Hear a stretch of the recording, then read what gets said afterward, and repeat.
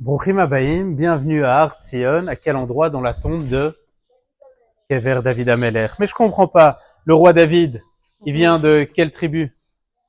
Yehuda. De la tribu d'Yehuda. Et la capitale de la Judée, c'est quoi? C'est quelle ville? C'est Hebron. Il est roi de Hebron. D'ailleurs, lis-nous ce que disent les Névim.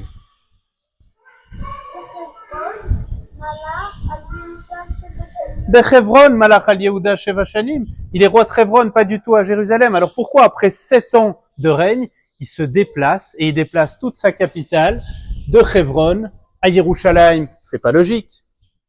À cette question, 4 réponses possibles.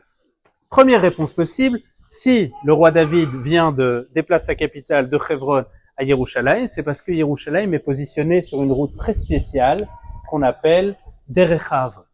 Première réponse. Est-ce que c'est pour ça qu'il a déplacé sa capitale à Yerushalayim? Peut-être. Réponse numéro 2. Si le roi David vient à Jérusalem, c'est parce qu'il y a plus de champs, plus d'opportunités de faire de l'agriculture et donc de gagner plus d'argent pour ses rois Edson, pour ses bergers. Troisième réponse possible. Non, peut-être que le roi David vient à Yerushalayim parce qu'il y a plus d'eau, qui est un élément très important et essentiel. Ou encore quatrième réponse, peut-être qu'il vient à Yerushalayim parce que c'est plus facile de protéger les Yehudim à partir de Yerushalayim, d'une région montagneuse et pas très vraie. Alors, qu'est-ce que vous pensez? Est-ce que c'est la réponse A, B, C ou D? Quelle réponse tu dis? A, peut-être. Et toi? Aucun. Est-ce que ce ne serait aucune de ces réponses? On va découvrir ça ensemble. En effet, Derech HaAvot, la route des patriarches, ça peut pas être la bonne réponse. Pourquoi? Parce que Yerushalayim est sur la route des patriarches, c'est vrai. Mais Hebron aussi. Donc il n'aurait pas eu besoin de déplacer sa capitale. Deuxième réponse, c'était l'argent, l'agriculture. Si vous connaissez, on vient de parler de Nachal Kidron. Effectivement, il y a quelques possibilités de champs, mais à Hebron, il a déjà toute sa capitale, ses champs, énormément d'agriculteurs, toute sa capitale économique est là-bas, donc il n'aurait pas eu besoin de venir jusqu'ici. Troisième réponse, au niveau de l'eau, on sait qu'à Yerushalayim, il n'y a pas beaucoup d'eau. Il y a une petite source qu'on a découvert ensemble qui s'appelle Ma'ayanashi. Bravo à Ma'ayanashi Loach, mais c'est une source d'eau qui est très petite par rapport aux quantités d'eau auxquelles il a accès dans le sud, en Judée. Et enfin, au niveau de la sécurité, de la défense, oui, ça aurait été plus facile de se défendre contre les méchants s'il avait été en haut. Mais comme on a découvert, la cité de David, elle est pas en haut. Elle est où? Elle est en bas. Alors, quelle est la réponse? Pourquoi il est venu à Yerushalayim? Pour avoir la réponse, il faut connaître deux choses. Un, la carte d'Israël, et deux, le Tanakh.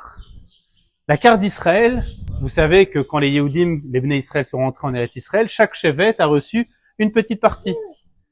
Quelle est la partie qu'a reçue Yehuda? Une partie au sud de Jérusalem. Quelle est la partie qu'a reçue le chevet de Binyamin? Une partie qui commence au nord de Jérusalem. Il y avait une partie de tout Eretz Israël qui n'appartenait à personne.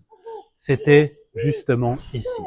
Si David Ameler vient à Yerushalayim, c'est d'abord et avant tout pour venir dans un territoire neutre et être le roi d'Israël à partir d'un endroit où il n'y a personne. Pour dire la capitale, elle appartient à tout le monde. Et enfin, dans le Tanakh, on nous raconte que le jour où il a voulu construire le premier Beth Amikdash, qu'est-ce qu'il a fait? En signe d'unité, il a pris un peu d'argent des 12 Shvatim pour que les 12 participent, pour qu'il y ait l'unité à l'intérieur d'Israël.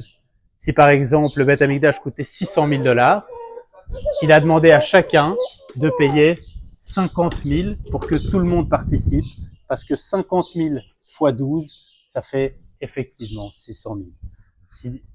Qu'est-ce qu'on apprend? Si Yerushalayim devient la capitale d'Israël, si David l'a choisi et en fait sa capitale il y a 3000 ans, c'est d'abord et avant tout pour faire l'unité à l'intérieur d'Israël.